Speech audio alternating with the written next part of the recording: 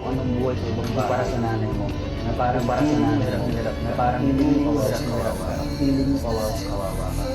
Gumaya ka sa mga tropa mo, gumaya ka sa mga tropa mo, sigawan na sigawan, puro ganda, puro forma, pero walang laman ng utang.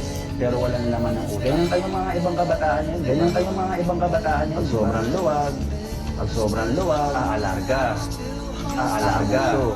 Ang napagsabihan ng kasi ng nanay, napagsabihan ng magulang, nanay, sasabihin sa mga classmate, kinagalitan ako, diba? Magkampihan tayo. Sobrang kapal na lang ng mukha mo pag hindi ka pa magsinungaling. Uulitin ko.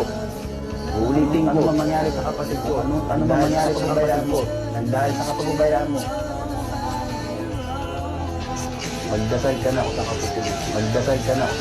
Maglalayas ka mamaya o bukas. Bilisan Busadong bata. Nawa, kini manggong mga SDA pag